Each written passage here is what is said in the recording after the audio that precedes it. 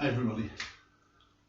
Today I've got something for you, and that is a puzzle. So, what do you think is the hardest puzzle you can do? No, it's not the Times crossword, and it's not Rubik's Cube. But I found by myself and by talking to other people that it's this.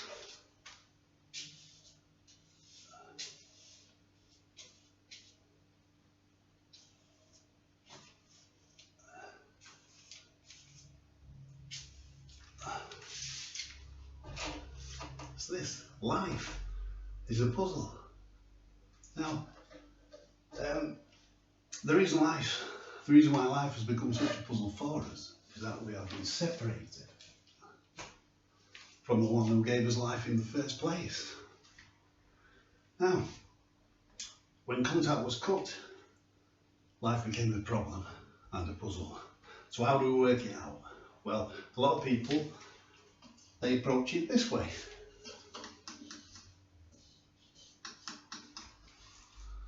Watch for the white letters appearing.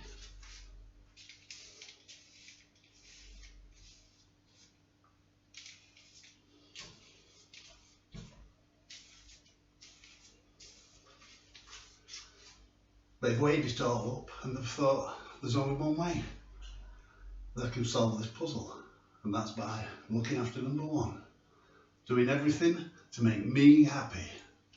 Now, if that's you today and you're looking to satisfy yourself in everything that you do, you're not the first. About 3,000 years ago, a man decided to do an experiment on this, and people said that his heart was delighted by all that he did. But then again, he said in reality, when he considered his life, it was nothing like that. He found it wasn't fulfilling. It was fulfilled for a moment, but then it was empty again. So wiser men than me have said that life cannot satisfy. Now let's look at somebody else. This group of people, look at it like this.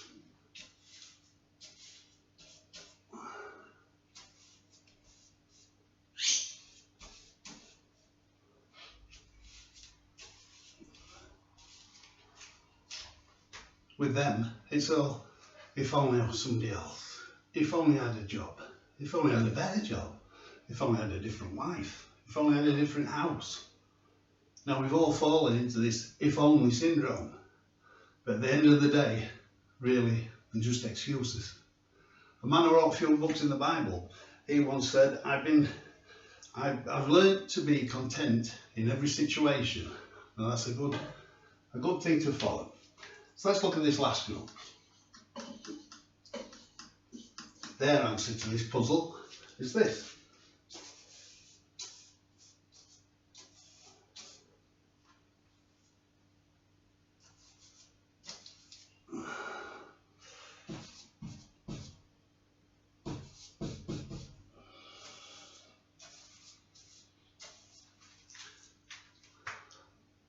They go through life pretending that everything's okay, that everything's fine, even when it isn't. Now we see a lot of this on TV and in magazines with our celebrity friends. I mean, they've all got beautiful airbrush pictures to make themselves look fantastic, but every now and then we get a glimpse into their real lives, and we find out they're just as worried and as troubled by life as everybody else. So what happened? Where did it all come from? We have put a barrier between ourselves and the one who created us, and that's God. Now, we've allowed ourselves to get in the way. All the selfishness and wrong in our lives has separated us from God.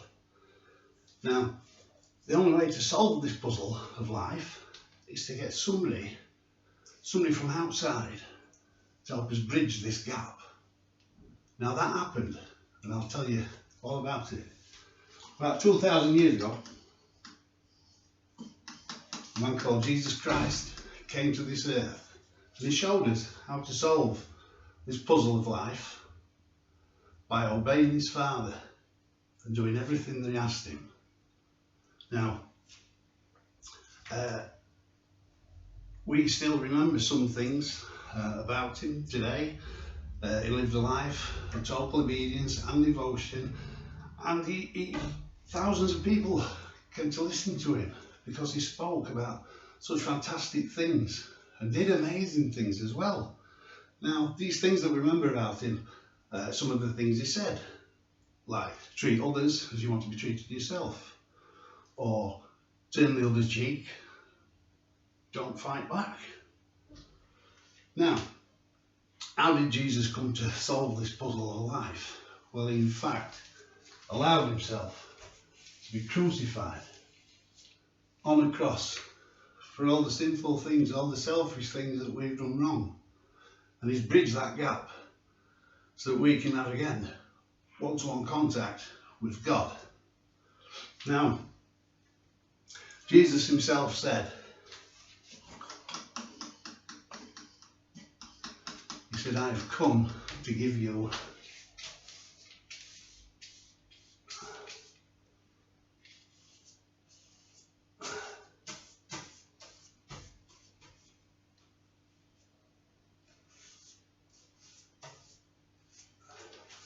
I've come to give you life and to have it to the full.